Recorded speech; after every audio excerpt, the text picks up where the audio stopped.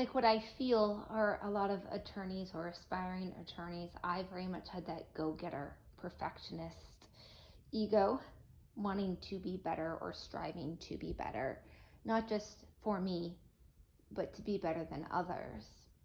I grew up in a household that I wasn't good enough.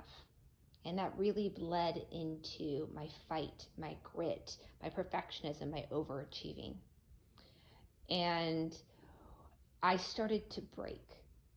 After my father died, for those of you who don't know, he took his own life. And here I was, I just moved across the country, maybe a month or two into it. And it broke me. I started law school trying to deal with all of this weight, all of this guilt, all of this shame from his death, and at the same time fighting to prove myself to myself in the world. And it was too much. I broke. And about a year and a half into it, I ended up in the emergency room, needed surgery to have one of my organs removed. And that started to really help me understand I needed to see things differently. But I hadn't quite connected the medical issues to my emotional and mental health yet. But by letting go of what I needed to digestively, because it was a digestive issue I was having, I started to let go of the digestive pressure, the inflammation, and those things. And while I was doing all this and seeing multiple healthcare providers, and both Eastern medicine, Western medicine, but also a mental health provider, I had more than one of them tell me I needed to take a break. I'm 26, 27, 28, and I'm being told I need to take a break by more than one medical professional, and that if I don't, it could mean my life. That hurt me. It hurt me. It was like a way of saying I don't have what it takes. But internally I was screaming. My body could not scream any louder than it was. Thankfully, I had a family member who worked for a very large hotel chain, and I took time off of work. I used the Family Medical Leave Act to take some time away from work, knowing that, yeah, it wasn't working out, none of this was right, but I also had no idea what was right. No idea at all. Clueless, absolutely clueless. The idea of an affirmation or spirituality, none of that had ever crossed my plate.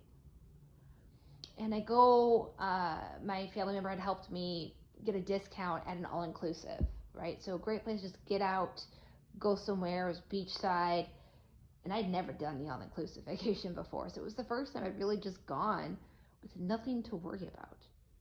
Literally nothing. Show up, you made it. The rest, you just are in the moment. And after 4 days of this, I had to return on the 5th day back to my home. And I thought about returning to my job.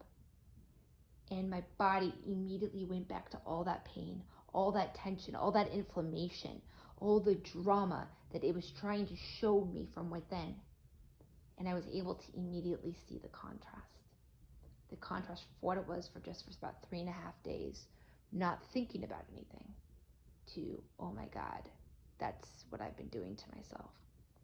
And so I set myself up that I would end up quitting that job shortly thereafter and moving out of being a practicing attorney. And I promised myself I would only ever return to being an attorney if it was on my terms, if it was my way, if it was spiritually aligned to do so. And little by little, that's come in and out. I have found some legal jobs I absolutely love, but sometimes they shift over time and then they become something I don't feel connected to anymore. And I find that I'm able to identify that shift a lot faster and sooner and step up and take action before it builds up within me.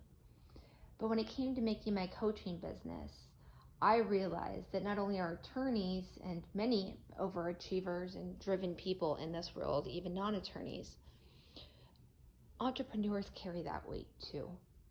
We do. We are driven. We have so many creative ideas, so much more to us. We're not one-dimensional. And yet it can sometimes feel like we're being asked to be, forced to be, and it's us who resist it. And so that is why I created my practice to be more holistic and have a spiritual edge to it, is that there are these moments we have been taught we have to win this battle. I have to win this negotiation. The truth is, when it comes to our souls, there is no winner and there is no loser other than yourself within yourself. When we respect those around us and we allow ourselves to be connected to what we do and how we do it, we bring ourselves differently. And that not only impacts how we feel about our work, but it starts to impact the outcomes.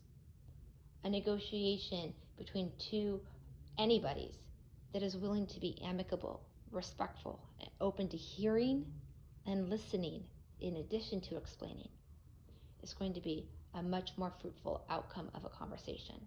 The one that was about, I need to win this. This is where the comma has to go.